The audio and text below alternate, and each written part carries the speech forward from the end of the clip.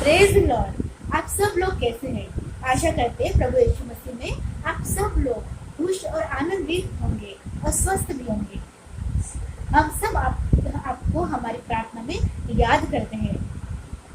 प्रभु यीशु मसीह आप सब लोगों की जरूरतों को पूरा करें और आपकी इच्छाओं को के अनुसार आपको प्रदान करें। आज हम सीखेंगे बपतिस्मा के बारे में। बपतिस्मा क्या होता है, कैसे होता है, क्यों लेना पड़ता है और इसका क्या मतलब है, इसके बारे में आज हम विस्तार से सीखेंगे। ये वीडियो थोड़ी लंबी है, इसलिए शुरू से लेके आखिर तक जरूर देखिए और जरूर जाने की बपतिस्मा के बारे में। नया नियम में 7 प्रकार की बपतिस्मा है। बपतिस्मा शब्द, बैप्टिज्म शब्द यूनानी जो शब्द है बैप्टिज्म उससे आया है। बपतिस्मा ये शुद्धिकरण का प्रतीक है और पवित्र संस्कार है। नया नियम में जो 7 प्रकार के बपतिस्मा है वो है, पहला है मन फिराव का बपतिस्मा, दूसरा यीशु मसीह का और मृत्यु का बपतिस्मा, तीसरा पानी का बपतिस्मा, चौथा पवित्र आत्मा और आग से बपतिस्मा, पांचवा नूहा का बपतिस्मा, छठा मूसा का बपतिस्मा, सातवां और आखिरी मरे हुओं का बपतिस्मा। इस 7 बपतिस्मा के बारे में हम विस्तार से आज देखेंगे। सबसे पहला है मन फिराव का बपतिस्मा। मरकुस 1 अध्याय 4 वचन। यूहन्ना आया जो जंगल में बपतिस्मा देता और पापों की क्षमा के लिए मन फिराव का बपतिस्मा का प्रचार करता था। प्रेरितों के काम 19वां अध्याय 4 वचन। पौलुस ने कहा, यूहन्ना ने यह कहकर मन फिराव का बपतिस्मा दिया कि जो मेरे बाद आने वाला है उस पर अर्थात यीशु पर विश्वास करना। यूहन्ना बपतिस्मा देने वाला पापों की क्षमा के लिए मन फिराव का प्रचार करता था और जो लोग अपने पापों से मन फिराते थे उनको यूहन्ना मन फिराव का बपतिस्मा दिया करता था। मन फिराना का मतलब बुद्धि का परिवर्तन है, जिसके परिणाम स्वरूप जीवन में परिवर्तन आता है। अब हम देखेंगे कि मन किसे फिराना चाहिए। हर एक पाप अपराध से मन फिराना है, पापों को अपनी बुद्धि से निकाल देना है और भविष्य में भी सारे पापों को अपने जीवन में नहीं करना है। अब पाप कौन कौन से हैं? गलतियों 5वां अध्याय 19 से 21 के वचन के अनुसार पाप ये है अर्थात व्यभिचार, गंदे काम, लुचपन, मूर्ति पूजा, टोना, बैर, झगड़ा, ईर्ष्या, क्रोध, विरोध, फूट, विधर्म, दाह, मतवालपन, लीला क्रीड़ा और इन जैसे और काम जैसे हत्या, लूटपाट, बलात्कार, वेश्यागमन, परस्त्री गमन, शराब, सिगरेट, ड्रग्स लेना, बच्चों के साथ दुष्कर्म करना, उनको बेच देना, उनसे भीख मंगवाना और देश में आतंकवाद फैलाना, ऐसे अनेकों अपराध। ऐसे किए हुए पापों से पश्चाताप करना और उसको भविष्य में न करना, इसको मन फिराना कहते हैं। ऐसे पापों को अपने दिमाग से हटा देना, तब हमारे जीवन में परिवर्तन आएगा। मत्ती 3 अध्याय 11वां वचन। मैं तो पानी से तुम्हें मन फिराव का बपतिस्मा देता हूँ, परंतु जो मेरे बाद आने वाला है वह मुझसे शक्तिशाली है, मैं उसकी जूती उठाने के योग्य नहीं। वह तुम्हें पवित्र आत्मा और आग से बपतिस्मा देगा। यूहन्ना बपतिस्मा देने वाला लोगों को पानी से मन फिराव का बपतिस्मा देता था। यीशु मसीह निरपराध और निष्कलंक होते हुए भी उन्होंने यूहन्ना से मन फिराव का पानी से बपतिस्मा लिया और सिर्फ यीशु मसीह को ही विश्वासियों को पवित्र आत्मा और आग से बपतिस्मा देने का अधिकार है। मन फिराव का बपतिस्मा नए नियम के विश्वासी नहीं लेते हैं, क्योंकि यह बपतिस्मा यीशु मसीह के क्रूसिफिक्शन के पहले के लोग लिया करते थे। यूहन्ना ने मन फिराव का बपतिस्मा दिया था। अभी हम दूसरा बपतिस्मा के बारे में सीखेंगे, यीशु मसीह का बपतिस्मा और उसके मृत्यु का बपतिस्मा। प्रेरितों के काम 2 अध्याय 38वां वचन। पतरस ने उनसे कहा, मन फिराओ और तुम में से हर एक अपने अपने पापों की क्षमा के लिए यीशु मसीह के नाम से बपतिस्मा ले, तो तुम पवित्र आत्मा का दान पाओगे। यूहन्ना मन फिराव का बपतिस्मा देता था, जो पापों से मन फिराना, उसे अलगाव करना था। परंतु यीशु मसीह में बपतिस्मा लेना पापों से मन फिराने उससे थोड़ा अलग है। यीशु मसीह प्रभु है, अर्थात परमेश्वर पूर्ण ईश्वर है। हमें अपने पापों से पूर्णतः प्रायश्चित करके अपने मुंह से यीशु को प्रभु करके स्वीकार करना, या फिर यीशु मसीह के विषय में अपना मन परिवर्तित करके उसे प्रभु के रूप में स्वीकार करना है। ऐसा ही मन फिराव उद्धार को लेकर आता है, और उसी विश्वास के द्वारा अनुग्रह ही से व्यक्ति का उद्धार होता है, और यह परमेश्वर का हर एक व्यक्ति के लिए वरदान है। उदाहरण में हम देखेंगे, अविश्वासी अन्य जाति जब यीशु मसीह के सुसमाचार को सुनते हैं और उनके द्वारा किए गए चमत्कारों को अपने जीवन में ग्रहण करते हैं और अपने पापों से प्रायश्चित करते हैं, यीशु को प्रभु और ईश्वर करके अपने व्यक्ति के जीवन में स्वीकार करते हैं। परंतु कुछ ऐसे भी लोग हैं जो चमत्कारों को पाते हैं, वचन को पढ़ते हैं, परंतु यीशु मसीह को प्रभु करके स्वीकार नहीं करते हैं और वे सांसारिक जीवन में जीवन जी रहे होते हैं। जो लोग अपने पापों से उद्धार पाकर यीशु को प्रभु करके स्वीकार करते हैं और अपने मुंह से अंगीकार करते हैं कि यही यीशु मसीह है, यही प्रभु है, यही परमेश्वर है, उन्हीं का उद्धार होता है और वही लोग पवित्र आत्मा का वरदान प्राप्त करते हैं। यीशु मसीह में बपतिस्मा लेना, यही उसके मृत्यु का बपतिस्मा है। मरकुस 10:38 यीशु ने उससे कहा, तुम नहीं जानते कि क्या मांगते हो? जो कटोरा मैं पीने पर हूँ क्या पी सकते हो, और जो बपतिस्मा मैं लेने पर हूँ क्या ले सकते हो? यीशु मसीह का पानी से, पवित्र आत्मा से और मृत्यु का बपतिस्मा हुआ। यीशु मसीह ने सबके पापों को अपने ऊपर लेकर अपने आप को दंडित करके क्रूस की मृत्यु सही, इसके साथ दुख पीड़ाओं को भी सहा। यही मृत्यु का बपतिस्मा है। यीशु मसीह हमारे लिए बलिदान हुए। हम इस कटोरे को जो यीशु मसीह ने पिया, वो बलिदान हम नहीं हो सकते हैं। जिस क्रूस की मृत्यु का बपतिस्मा मसीह ने लिया, वह हम नहीं ले सकते और ना ही हम लोग इसके योग्य हैं। यीशु मसीह परमेश्वर का पुत्र और निष्कलंक मेमना बनकर वो दुनिया में बलिदान होने के लिए आए थे, ताकि सारे संसार के लोगों का उद्धार हो। कोई मनुष्य उद्धार नहीं दे सकता, केवल यीशु मसीह के कलवरी क्रूस पर बहे हुए लहू के द्वारा पाप क्षमा होती है। विश्वासियों का यीशु मसीह के साथ मृत्यु का बपतिस्मा क्या है? रोमियो 6:3 क्या तुम नहीं जानते कि हम जितनों ने मसीह यीशु का बपतिस्मा लिया तो उसकी मृत्यु का बपतिस्मा लिया? हमारा पुराना मनुष्य था, अर्थात उद्धार के पहले मनुष्य जो भी कुछ था, जिन पापों में अपराधों में जीवन जी रहा था, जब उसका मेल मिलाप उद्धारकर्ता यीशु मसीह के साथ होता है, जब वह अपने पापों से प्रायश्चित करता है, तब उसका पुराना पापमय स्वभाव यीशु मसीह के साथ क्रूस पर चढ़ा जाता है और उस व्यक्ति के पापमय शरीर की मृत्यु हो जाती है और आगे को वह धर्मी ठहरता है। इसका मतलब यीशु मसीह ने सारे संसार के लोगों के पापों को क्रूस पर अपने ऊपर लिया और क्रूस पर सबके पापों के लिए बलिदान हुए। जब कोई व्यक्ति अपने पापों से पश्चाताप करता है, तो उसका पुराना मनुष्यत्व पापी स्वभाव क्रूस पर यीशु मसीह के साथ चढ़ाया जाता है। उस व्यक्ति के पापमय शरीर की मृत्यु हो जाती है और आगे को वह पाप के अधीन में नहीं रहता है, परंतु पाप से छूटकर धर्मी ठहरता है। धर्मी का मतलब पाप से बरी निर्दोष साबित होना। धर्मी ठहरने का मतलब है पापी मनुष्य मसीह पर विश्वास करता है और अपने पापों की क्षमा प्राप्त करता है।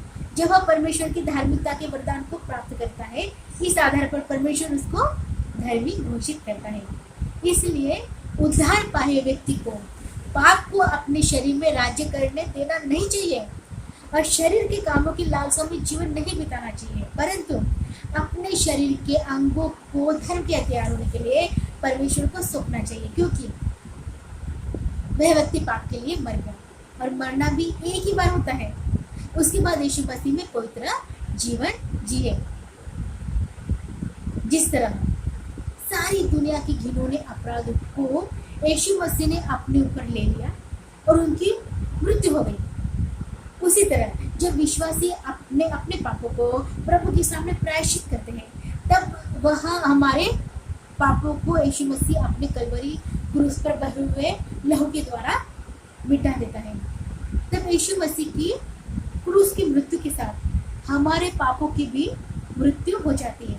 इस प्रक्रिया को यीशु मसीह का बपतिस्मा, उसकी क्रूस का बपतिस्मा कहते हैं। ये हर एक विश्वासी के लिए होता है। इसके बाद ही पानी का बपतिस्मा लिया जाता है। अभी हमने देखा पहला मन फिराव का बपतिस्मा, दूसरा यीशु मसीह का बपतिस्मा, उसकी मृत्यु का बपतिस्मा, तीसरा हम देखेंगे पानी का बपतिस्मा। सबसे पहले हम देखेंगे पानी का बपतिस्मा क्या नहीं है।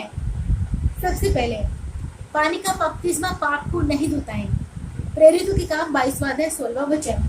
अब क्यों देर करता है, बपतिस्मा ले और उसका नाम लेकर अपने पापों को धो डाल। पानी का बपतिस्मा पापों को नहीं धोता है।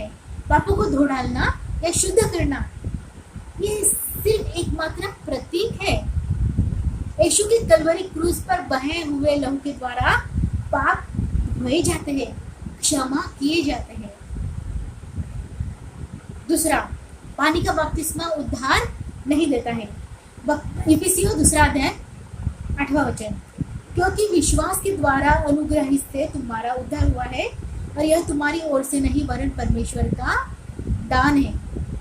जो कोई व्यक्ति प्रभु यीशु मसीह पर संपूर्ण तन मन सारी बुद्धि से विश्वास करता है कि यही सच्चा ईश्वर है और यही प्रभु है, उसका उद्धार होता है।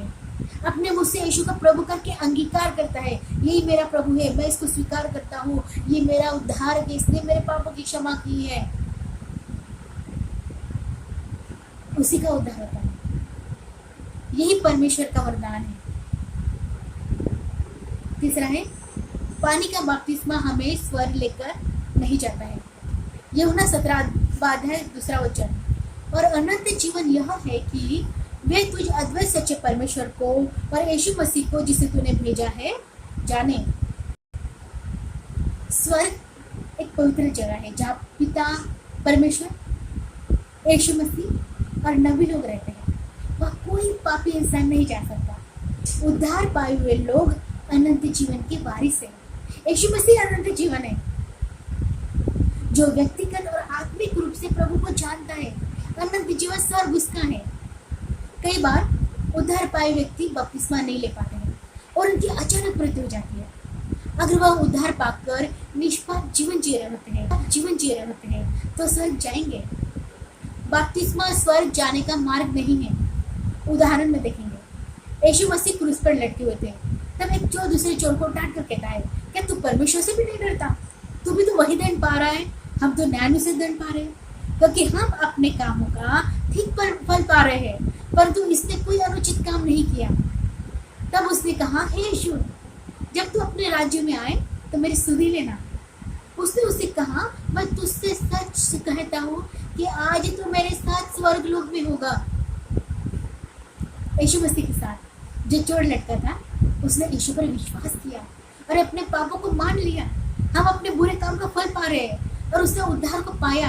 हो सकता है चोर ने यीशु मसीह के चमत्कारों के बारे में सुना होगा, वो यीशु मसीह के कामों के बारे में जानता होगा, इसलिए उसने यह मान लिया कि वे दोनों चोर जो दंड पा रहे हैं वे उनके गलत कामों की वजह से, परंतु वह चोर कहता है इसने कोई ऐसा अनुचित काम नहीं किया जो वो दंड पाए। प्रभु ने उसको कहा, तू आज ही मेरे साथ स्वर्ग लोक में होगा। चोर ने बपतिस्मा नहीं लिया था और थोड़े समय में चोर की क्रूस पर मृत्यु होने वाली थी। क्रूस पर ही चोर ने उद्धार को पा लिया। प्रभु यीशु मसीह कहते हैं, आज ही तू मेरे साथ स्वर्ग लोक में होगा। 14 है, पानी का बपतिस्मा छोटे शिशुओं और बच्चों के लिए नहीं है, जिसे छिड़काव का बपतिस्मा भी कहा जाता है। लूका 2 अध्याय 21 और 22 वचन। जब 8 दिन पूरे हुए और उसके खतने का समय आया तो उसका नाम यीशु रखा गया, जो स्वर्गदूत ने उसके पेट में आने से पहले कहा था। और जब मूसा की व्यवस्था के अनुसार उनके शुद्ध होने के दिन पूरे हुए तो वे उसे यरूशलेम में ले गए कि प्रभु के सामने लाए। नया नियम में एक भी विवरण नहीं है कि यीशु मसीह के पैदा होने के बाद उनको बपतिस्मा दिया गया। 8 दिन के बाद यरूशलेम में उनके माता पिता ने उनको प्रभु के सामने लेकर आए, मतलब उन्होंने बालक यीशु को परमेश्वर को समर्पित किया। मूसा की व्यवस्था के अनुसार यीशु मसीह का शारीरिक तौर से खतना किया गया। यीशु मसीह ने अपने सेवा कार्य में छोटे बच्चों पर अपने हाथ रखे, उन्हें आशीष दी, परंतु उनको बपतिस्मा नहीं दिया।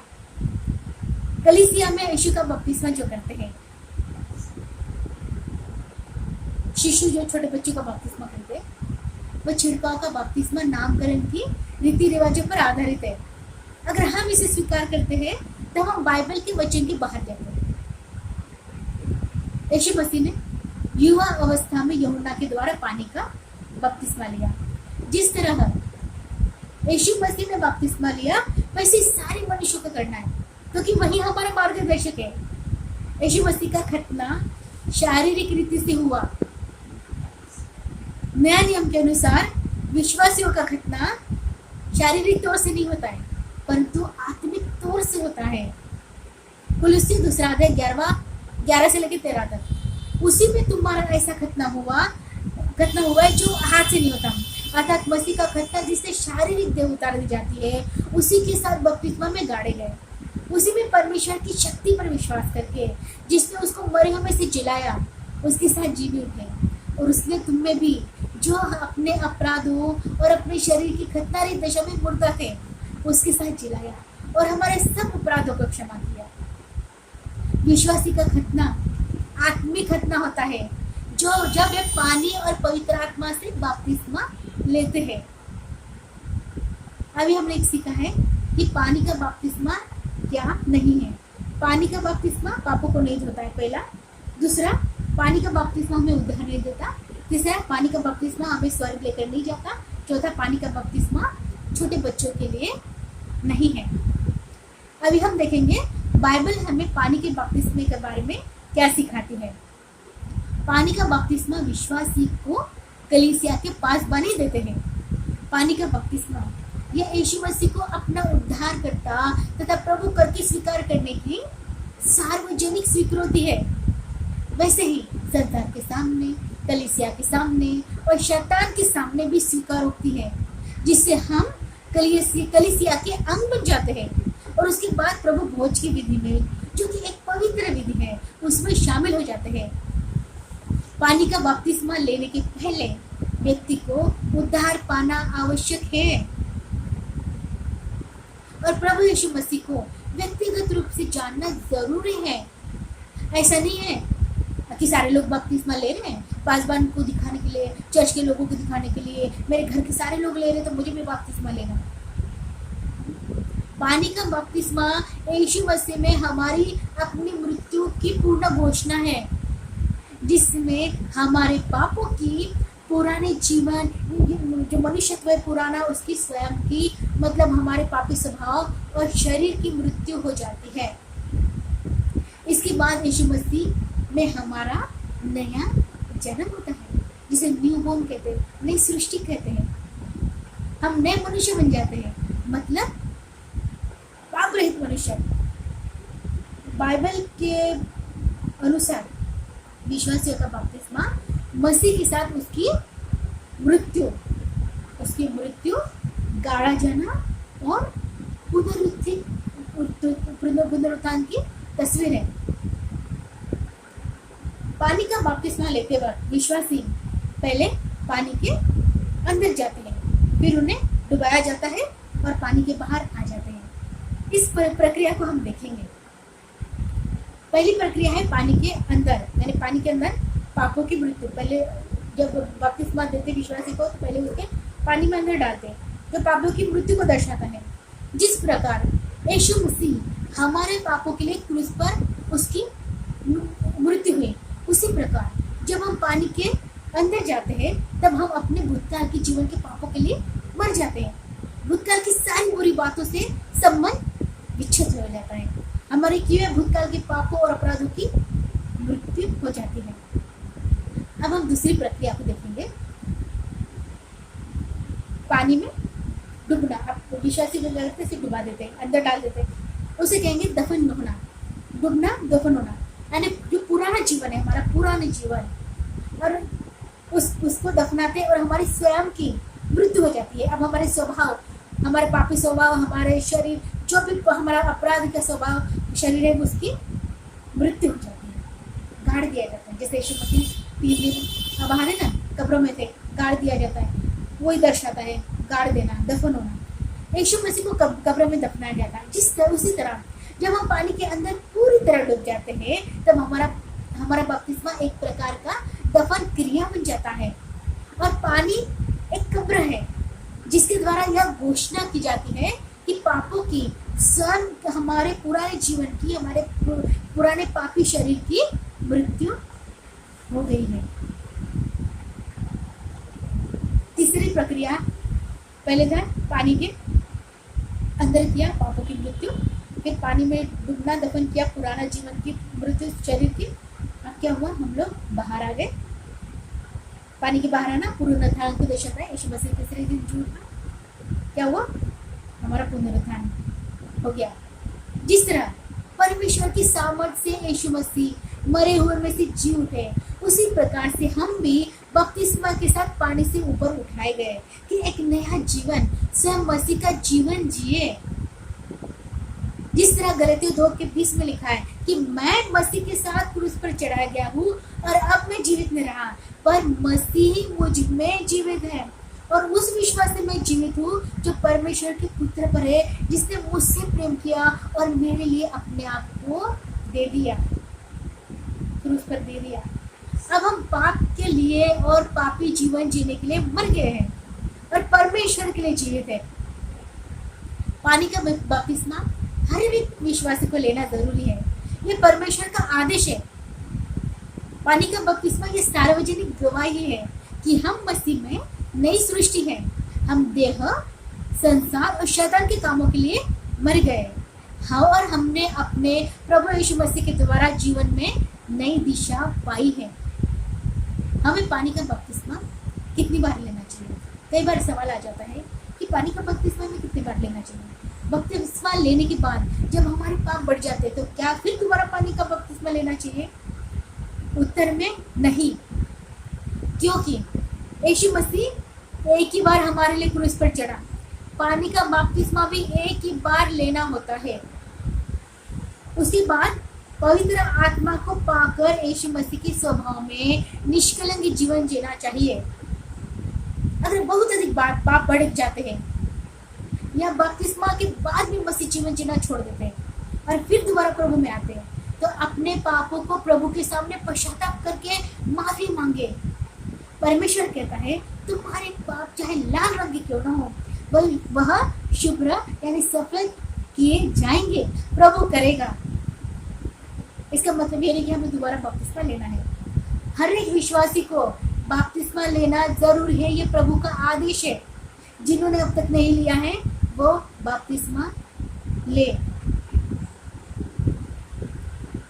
सबसे पहले हमने सीखना था मन फिराव का बपतिस्मा, दूसरा यीशु मसीह का बपतिस्मा, उसकी मृत्यु का बपतिस्मा, तीसरा पानी का बपतिस्मा। अभी हम चौथा देखेंगे, पवित्र आत्मा और आग से बपतिस्मा। प्रेरितों के काम 1 अध्याय 5 वचन। क्योंकि यूहन्ना ने तो पानी से बपतिस्मा दिया है, परंतु थोड़े दिनों के बाद तुम पवित्र आत्मा से बपतिस्मा पाओगे। परमेश्वर पिता स्वर्ग में है और प्रभु यीशु मसीह पिता के दाहिने हाथ स्वर्ग में अपने सिंहासन पर बैठे हैं। केवल पवित्र आत्मा ही पृथ्वी पर हमारी सहायता करने के लिए हमारे साथ है। जिस तरह हमारा प्राण, आत्मा, शरीर एक है, उसी प्रकार पिता, पुत्र, पवित्र आत्मा ये तीन होते हुए भी एक है। उद्धार पाने के बाद सभी विश्वासियों के लिए परमेश्वर का वरदान है पवित्र आत्मा का बपतिस्मा। जिस तरह पापियों के लिए उद्धार परमेश्वर का वरदान है, उसी प्रकार उद्धार पाए हुए व्यक्ति को पवित्र आत्मा का बपतिस्मा प्रभु यीशु मसीह की ओर से वरदान है। किसी को पश्चाताप और उद्धार पाने के बाद पवित्र आत्मा का बपतिस्मा मिलता है, तो किसी को पानी का बपतिस्मा लेने के बाद, तो किसी विश्वासी को पवित्र आत्मा का दान मांगने पर मिलता है। जब हमने उद्धार पा लिया और पानी का बपतिस्मा भी ले लिया, फिर पवित्र आत्मा का दान क्यों मांगना पड़ता है? ऐसा इसलिए होता है क्योंकि हो सकता है कि विश्वासी के मन में भय या ज्ञान की कमी हो, या किसी को ऐसा है कि गलत धारणा है, गलत सिद्धांत है, धार्मिक घमंड है। ये पवित्र आत्मा का बपतिस्मा पाने में रुकावट बन सकता है। अब हम देखेंगे कि विश्वासी पवित्र आत्मा का बपतिस्मा पाते हैं तो वो अन्य भाषाओं का वरदान भी पाते हैं। पिंतेकुस्त के दिन लोग पवित्र आत्मा का बपतिस्मा पाकर और बपतिस्मा पाकर पवित्र आत्मा से सामर्थ्य से भरपूर हो गए और अन्य भाषा बोलने लगे। परंतु आज भी बड़ी बड़ी कलीसियाओं में अन्य भाषा बोलने के लिए अस्वीकार किया जाता है। जब हम पवित्र आत्मा का बपतिस्मा पाते हैं तब प्रभु की ओर से सामर्थ को पाते हैं। उस सामर्थ को हम नहीं रोक सकते हैं और अन्य भाषा ये एक प्रभु का वरदान है जो हमारे मुंह से निकलता है। इससे ही कहते हैं कि पवित्र आत्मा से भर जाना, संपन्न होना, परिपूर्ण हो जाना। पवित्र आत्मा को कोई रोक नहीं सकता है, कोई इस वरदान को रोक नहीं सकता है। ये प्रभु की ओर से वरदान है, प्रभु खुद हमें देता है। पवित्र आत्मा को पाना ये हर एक विश्वासी के लिए आवश्यक है, क्योंकि उसके बगैर मसीह जीवन अधूरा है, आत्मिक जीवन शून्य के बराबर है। पवित्र आत्मा ये प्रभु की आत्मा है जो हमारे शरीर में वास करती है। हमारा शरीर पवित्र आत्मा का मंदिर है। हम खुद परमेश्वर के भवन है और दूसरा भवन कलीसिया है। हमें प्रभु के भवन को जो हम खुद है उसे पवित्र रखना है। शराब, सिगरेट, तंबाकू, ड्रग्स, व्यभिचार, क्रोध, विरोध, झगड़ा, जादू टोना, ऐसे अपराधों से दूर रहना है, वरना हमारे अंदर का पवित्र आत्मा शोकित हो जाएगा। अब एक सवाल खड़ा होता है, हमें पवित्र आत्मा से बपतिस्मा क्यों लेना चाहिए? इसका जवाब है, पवित्र आत्मा हमें शांति, आनंद देता है। पवित्र आत्मा हमारा शिक्षक है, वह हमें परमेश्वर के वचन का प्रकाशन और समझ देता है। पवित्र आत्मा हमारे प्रार्थना के जीवन को परिवर्तित करता है, हमारे प्रार्थना में सहायक होता है।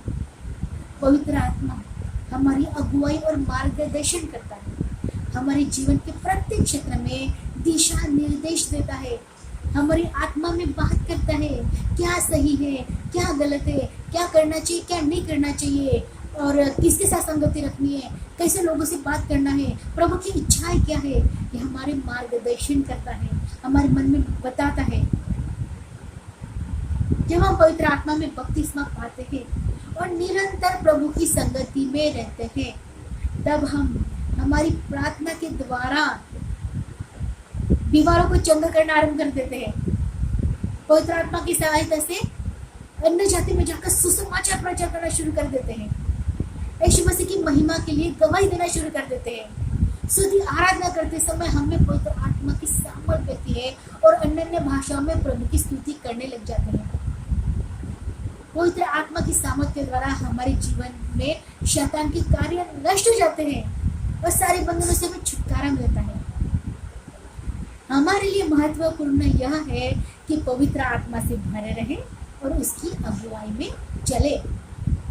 जो विश्वासी लोग प्रभु की सेवकाई में हैं, उन्हें पवित्र आत्मा का बपतिस्मा लेना अति आवश्यक है, ताकि वे प्रभु के वरदानों से भर कर प्रभु का काम करें। जो विश्वासी निरंतर प्रभु की संगति और आज्ञाओं में चलते हैं, प्रभु उन्हें पवित्र आत्मा के वरदानों से सुसज्जित करता है। पवित्र आत्मा के 9 वरदान है। पहला है बुद्धि के वचन, दूसरा ज्ञान के वचन, तीसरा विश्वास का वरदान, चंगाई का वरदान, पांचवा आश्रय कर्म का वरदान, छठा आत्माओं की परख, सातवां भविष्यवाणी का वरदान, आठवां अन्य भाषा का वरदान और 9वां अन्य भाषा का अनुवाद करने का वरदान। इन 9 वरदानों से हमें भरना है ताकि हम प्रभु की सेवा का पूरी सामर्थ्य से भरकर करें। पवित्र आत्मा जो हमारे में वास करता है, वह आत्मा के वरदानों को जिसको जैसे चाहिए बांट देता है। हमें प्रभु परमेश्वर से वरदानों को मांगना चाहिए ताकि हमारी सेवकाई में लोग आशीषित हों। इसी से हो 4 अध्याय 5वां वचन, एक ही प्रभु है, एक ही विश्वास और एक ही बपतिस्मा। एक ही प्रभु है। इसका मतलब जानेंगे एक ही प्रभु है, अर्थात यीशु मसीह जिसके द्वारा सब वस्तु हुई और हम भी उसी के द्वारा है, वही हमारा प्रभु है। एक ही विश्वास, मतलब हमें एक ही प्रभु जो जीवित प्रभु है यीशु मसीह, उसी पर विश्वास करना है। उसी ने सब कुछ बनाया, उसी के हाथ के हम बनाए हुए हैं और वही प्रभु ईश्वर है, वही हमारा भरोसा है। एक ही बपतिस्मा अर्थात पानी का और पवित्र आत्मा का बपतिस्मा हमें यीशु मसीह की देह की एकता में लाता है। यीशु मसीह के शरीर के अंग में हमें जोड़ता है पवित्र आत्मा का बपतिस्मा। पानी का बपतिस्मा लेना, देखो पानी का बपतिस्मा लेना ये प्रभु का आदेश है और कलीसिया की एक रीत है या संस्कार है जो प्रभु भोज में शामिल होने के लिए एक पार्थिव चिन्ह है।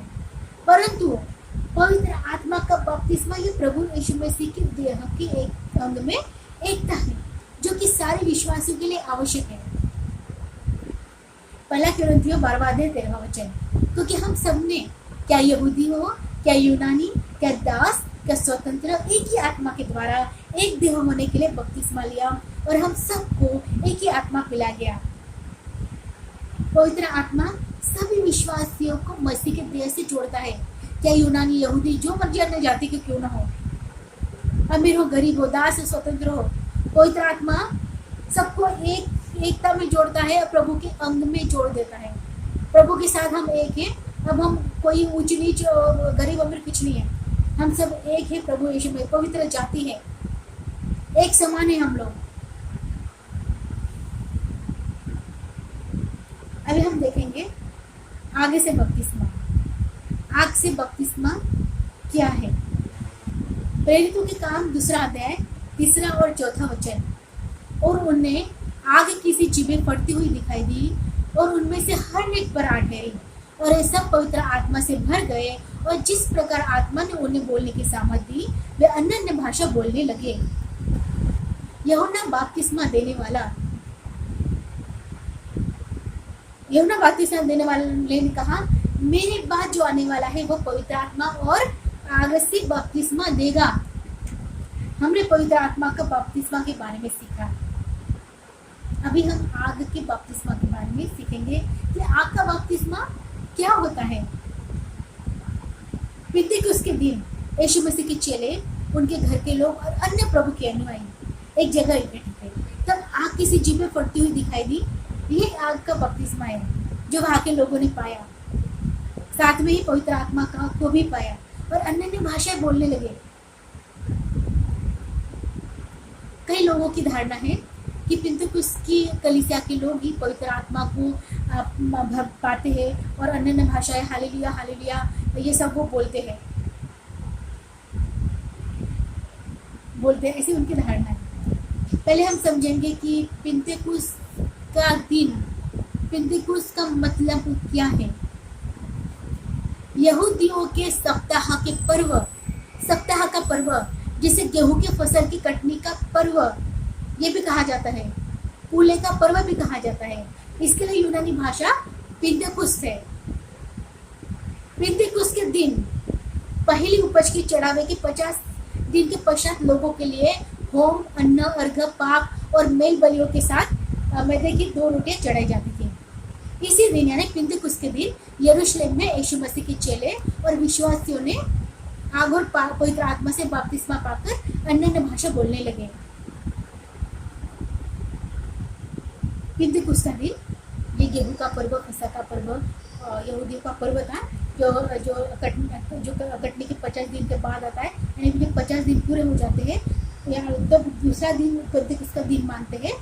और इस दिन यरूशलेम में सारे लोग इकट्ठे थे जो उनको अन्न, अर्घ, पाप, बलि ऐसे चढ़ाना था, मैदे की 2 रोटियाँ।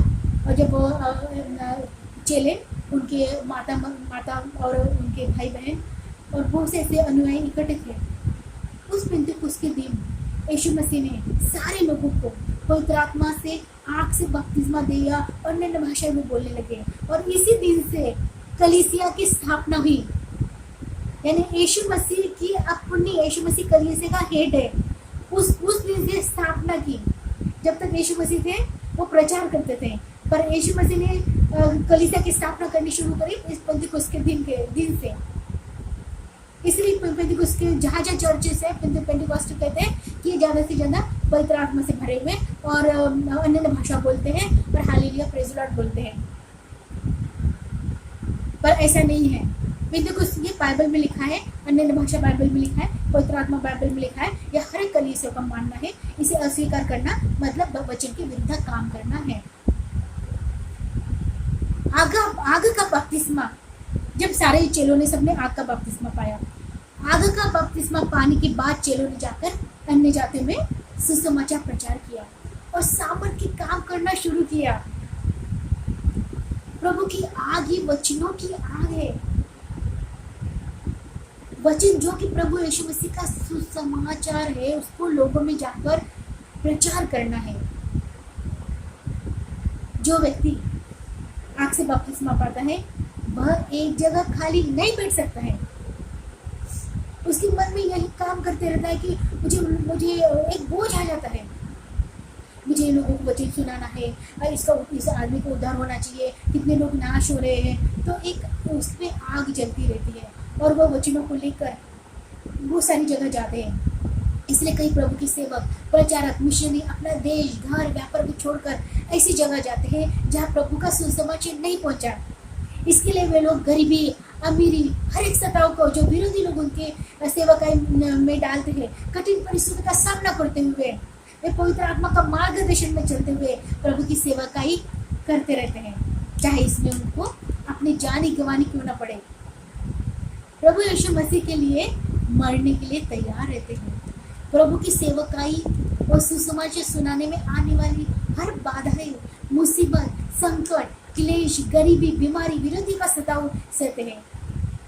तब प्रभु यीशु मसीह को इसके लिए दोष भी नहीं देते वो लोग। ये प्रभु मैं कैसे सताव सह रहा हूँ, मैं कैसे गरीबी सह रहा हूँ, मेरे पे ऐसी बीमारी आ गई कि मेरी पत्नी मर गई, मेरा बेटा अभी खाने के लिए उसको ठीक ढंग से नहीं मिल रहा, कमज़ोर हो रहा है, स्कूल में अच्छे कपड़े नहीं, जाने के लिए फीस नहीं भर पा रहे। ऐसी कोई तकरार वो प्रभु के सामने नहीं करता है।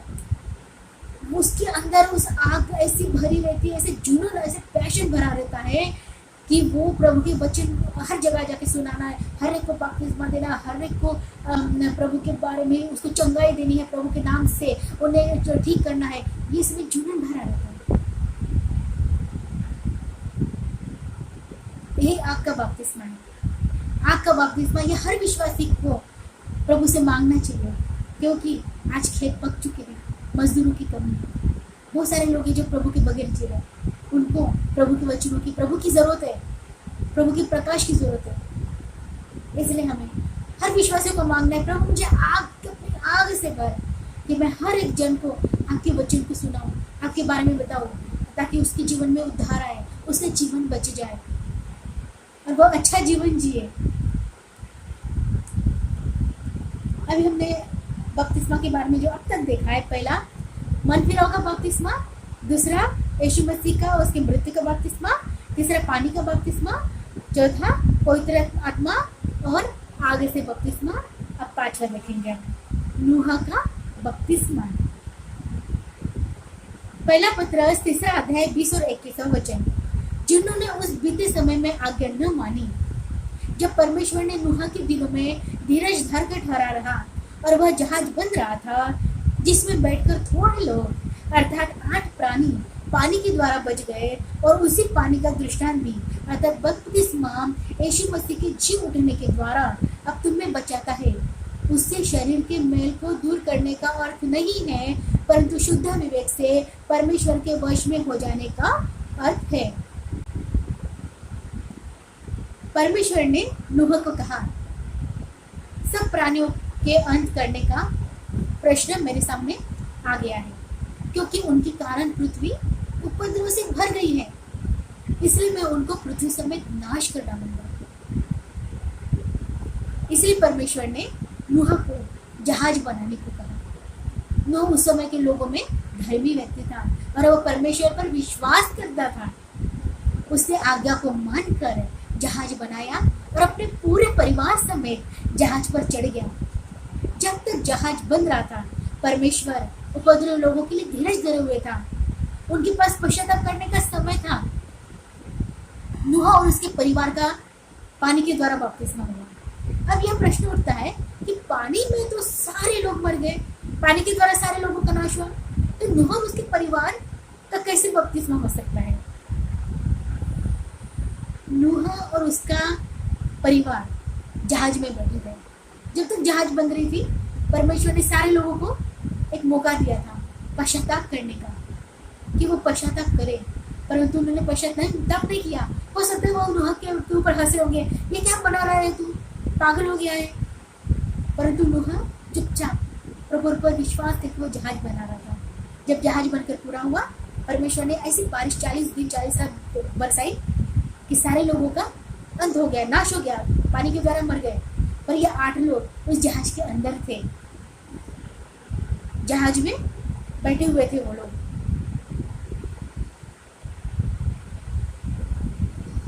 उसका परिवार जहाज के अंदर था।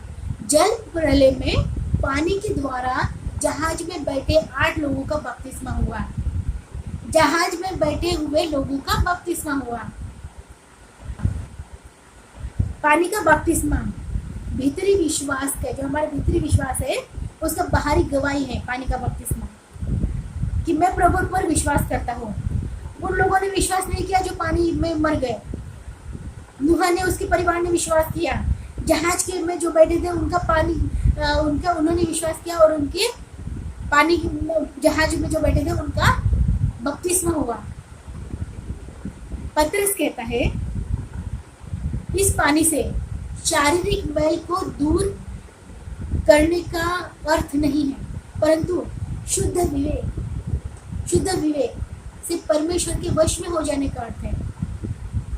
ऐसा नहीं है कि मेरे पाप धुल गए, बस ऐसा नहीं है कि हमारा शरीर का मैल का मतलब कि पाप धुल गए, परंतु हमारा अब क्या हुआ, हमारा बुद्धि भी अब शुद्ध होनी चाहिए। अब वो पाप दोबारा हमारे दिमाग में नहीं होने चाहिए। पतरस बपतिस्मा की व्याख्या शाब्दिक अर्थ में कर रहा है कि शरीर के मैल को दूर करना नहीं है, परंतु वास्तव में शुद्ध विवेक से मतलब यीशु मसीह के पुनरुत्थान के द्वारा हमारे वास्तविक जीवन का नया जन्म, शुद्ध मन बुद्धि के साथ परिवर्तित होना। बपतिस्मा ये नए जन्म के स्नान और पवित्र आत्मा के द्वारा जो जीवन को नया बनाता है उसका बाहरी चिन्ह है। पानी का बपतिस्मा बाहरी चिन्ह है। नूह के परिवार का भी बपतिस्मा हुआ था और उसके बाद उनने एक परिवार के द्वारा संपूर्ण मानव जाति की बढ़ोतरी हुई। यही नूह का बपतिस्मा है। पहले हमने देखा था मन फिरौं का बपतिस्मा जो यूहन्ना ने दिया। दूसरा है यीशु का बपतिस्मा और उसकी मृत्यु का बपतिस्मा। तीसरा है पानी का बपतिस्मा। चौथा है पवित्र आत्मा और आग से बपतिस्मा। पांचवा है नूह का बपतिस्मा। अब छठा है मूसा का बपतिस्मा। पहला कुरिन्थियों 10वां अध्याय 2 वचन। और सब ने बादल में और समुद्र में मूसा का बपतिस्मा लिया। मूसा का बपतिस्मा का मतलब क्या है? मूसा का बपतिस्मा का मतलब इजरायली लोग अपने अगुआ के रूप में मूसा के साथ संगठित थे। सवाल आता है कि मूसा का बपतिस्मा, क्या मूसा ने तो बपतिस्मा नहीं दिया? अभी हम देखते हैं मूसा का बपतिस्मा क्या है। इजरायली लोग मिस्र में 430 वर्ष तक रहने के बाद यहोवा ने मूसा द्वारा इजरायली को उनकी गुलामी से बाहर निकाला। मूसा अगुआ के रूप में इजरायली और यहोवा के बीच में मध्यस्थता का काम करता था। मिस्र से बाहर निकलने के बाद फिरौन और उसकी सेना इजरायली का पीछा करते हुए आई। मूसा ने लाठी को समुद्र के ऊपर बढ़ाया और समुद्र के बीच से सूखी भूमि हो गई और इजरायली सूखी भूमि में से होकर चले जा रहे थे और जल उनकी दाहिनी और बाईं ओर दीवार का काम कर रहा था। फिरौन अपनी सेना समेत उनका पीछा करते हुए समुद्र में आई और यहोवा ने बादल का खंभा बनकर मिस्रियों की सेना को घबरा दिया। तब मूसा ने अपना हाथ बढ़ाकर समुद्र को जो का त्यों करके मिस्रियों को बहा दिया, परंतु इजरायली लोग सूखी भूमि में होकर किनारे पर आ गए और बाद में समुद्र फिर जो का त्यों हो गया। मूसा का बपतिस्मा इसलिए कहा जाता है क्योंकि इजरायलियों के अगुआ के रूप में वे सारे लोग मूसा के साथ संगठित थे। जिस तरह हम लोग नया नियम के अनुसार यीशु मसीह का बपतिस्मा लेते हैं। उसी तरह मूसा की अगुवाई में इजरायलियों का बादल में बपतिस्मा, मतलब यहोवा जो समुद्र में बादल का खंभा बनकर आया और समुद्र में बपतिस्मा, जो वे सारे लोग पानी में गए, पानी और यहोवा की तरह मूसा की अगुवाई में बपतिस्मा हुआ। इजरायलियों का बपतिस्मा जरूरी था, उनकी पापों की क्षमा जरूरी थी, क्योंकि उसके बाद यहोवा परमेश्वर की उपस्थिति में उनको रहकर उनको कनान देश में प्रवेश कराना था। पहला कुरिन्थियों 10वां अध्याय 3 और 4 वचन। और सबने एक ही आत्मिक भोजन किया और सबने एक ही आत्मिक जल पिया, क्योंकि वे उस आत्मिक चट्टान से पीते थे जो उनके साथ साथ चलती थी, और वह चट्टान मसीह था। इजरायलियों का बपतिस्मा होने के बाद यहोवा ने उन्हें आत्मिक भोजन दिया, वो है मन्ना, और उन्होंने आत्मिक जल पिया। आत्मिक जल, इजरायलियों की प्यास लगी और ये पानी पीने के लिए मारा नाम स्थान पर पहुंचे। वहां का पानी खारा था। यहोवा ने मूसा को एक पौधा बताया। जब मूसा ने उसको पानी में डाला तो वह पानी मीठा हो गया। बपतिस्मा लेने के बाद मसीह लोग प्रभु भोज में शामिल होते हैं। इजरायली भी प्रभु भोज में शामिल हुए थे। पौलुस कहता है, जो उनके साथ साथ चलती थी और वह चट्टान यीशु मसीह था। यह परमेश्वर 40 साल तक इजरायली के मध्य में था। पिता, पुत्र और पवित्र आत्मा एक है। पौलुस कहते हैं, यीशु मसीह भी इजरायलियों के साथ मार्ग में था। मूसा का बपतिस्मा उस वक्त इजरायल के लिए आवश्यक था।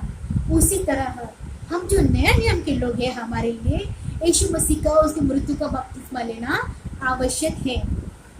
अभी तक हमने सीखा था, पहला मन फिराव का बपतिस्मा जो यूहन्ना ने दिया, दूसरा यीशु मसीह का बपतिस्मा, उसकी मृत्यु का बपतिस्मा, तीसरा पानी का बपतिस्मा, चौथा पवित्र आत्मा और आग से बपतिस्मा, पांचवा नूह का बपतिस्मा, छठा मूसा का बपतिस्मा, सातवां और आखिरी मरे हुओं का बपतिस्मा।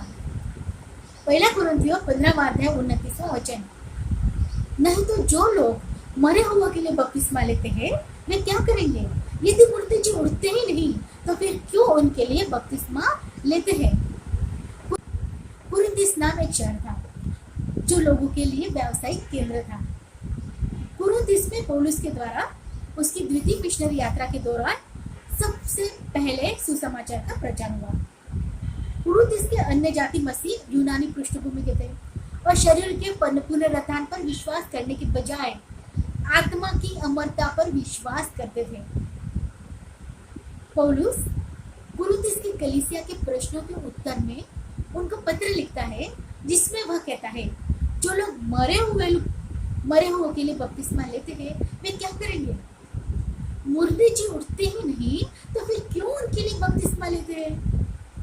इसके लिए सबसे पहले हम देखेंगे, यह उन लोगों की ओर संकेत करता है जिन्होंने मरे हुओं की गवाही के कारण बपतिस्मा लिया। मरे हुओं की गवाही का मतलब ये नहीं कि मरे हुए लोग गवाही दे रहे, परंतु उनके जीवन से जुड़ी ऐसी गवाहियां हैं, उसको सुनकर कुछ लोगों ने बपतिस्मा लिया।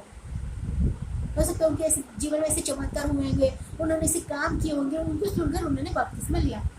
एक दूसरा कारण ऐसे भी है, पौलुस कुरिन्थिस के मसीहों को लिखता है कि मुर्दे जो उठते ही नहीं तो फिर क्यों उनके लिए बपतिस्मा लेते हैं। इसका यहाँ अर्थ है मरे हुए के बदले में बपतिस्मा लेना। मरे हुए के बदले में अगर कोई विश्वासी बिना बपतिस्मा लिए मर जाता है, उसको गाड़ दिया जाता है। तो जो नए विश्वासी होते हैं, उस मरे हुए विश्वासी के बदले में खुद बपतिस्मा ले रहे हैं। मरे हुए के लिए बपतिस्मा, ये नया नियम और पुराने नियम में कहीं नहीं लिखा है और हमें लेना भी नहीं है। कुरिन्थिस के अन्य जाति मसीह पुनरुत्थान को, जो मृतकों में से जी उठने पर विश्वास नहीं कर रहे थे। यीशु मसीह का पुनरुत्थान हुआ और यीशु मसीह जो बादलों पर विश्वासों के लेने आएंगे, जिसे रैप्चर भी कहते हैं, तो मुर्दे जी उठेंगे और यीशु मसीह के साथ बादलों पर उठा लिए जाएंगे। कुरिन्थिस के मसीह इन बातों पर विश्वास नहीं कर रहे थे, इसलिए पौलुस यह कहता है, यदि मुर्दे जी उठते ही नहीं तो फिर क्यों उनके लिए बपतिस्मा लेते हैं। पौलुस इस विचारधारा को मान्यता नहीं देता है, क्योंकि यीशु मसीह का पुनरुत्थान हुआ है और पौलुस के जीवन में प्रभु ने काम किया, इसलिए वो हर जगह जाकर यीशु मसीह के झूठने का प्रचार करता था। अगर विश्वासी जन यीशु मसीह के पुनरुत्थान का विरोध करता है, अगर यीशु मसीह मुर्दों में से जी नहीं उठा, तो विश्वासियों का विश्वास और प्रचारकों का प्रचार व्यर्थ है और लोग पाप में जीवन अभी तक व्यतीत कर रहे हैं। परंतु यीशु मसीह का पुनरुत्थान और मुर्दों का पुनरुत्थान, जिसे रैप्चर भी कहते हैं, जो रैप्चर के टाइम पे मुर्दों का पुनरुत्थान होगा, और ये सच है। हम नए नियम के विश्वासी यीशु मसीह पर विश्वास करने वाले होने की वजह से मरे हुए का बपतिस्मा हमारे लिए नहीं है। हमने आज 7 बपतिस्मा के बारे में विस्तार से सीखा है। सबसे पहला है मन फिराव का, जो यूहन्ना बपतिस्मा देता था, जो यीशु मसीह के क्रूसिफिक्शन के पहले था, उन्हीं लोगों के लिए था, उसके बाद किसी के लिए नहीं। दूसरा यीशु मसीह का बपतिस्मा, उसकी मृत्यु का बपतिस्मा, जो हर एक विश्वासी को लेना है। तीसरा पानी का बपतिस्मा, हर एक विश्वासी को उद्धार पाने के बाद लेना है। पवित्र आत्मा को और आग का बपतिस्मा, जो हर एक उद्धार पाने वाले व्यक्ति को प्रभु यीशु मसीह के द्वारा मिलता है।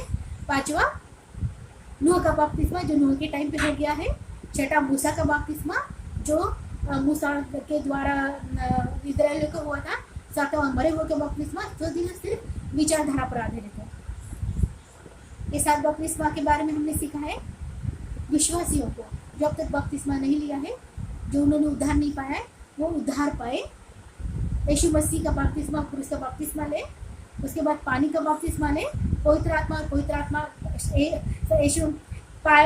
और आग का बपतिस्मा ये लेना है। यह लेना हमारे लिए जरूरी है। ये 3 बपतिस्मा हमारे लिए लेना बहुत आवश्यक है, बहुत ही जरूरी है। बाकी के बपतिस्मे हमने विस्तार से सीखा है।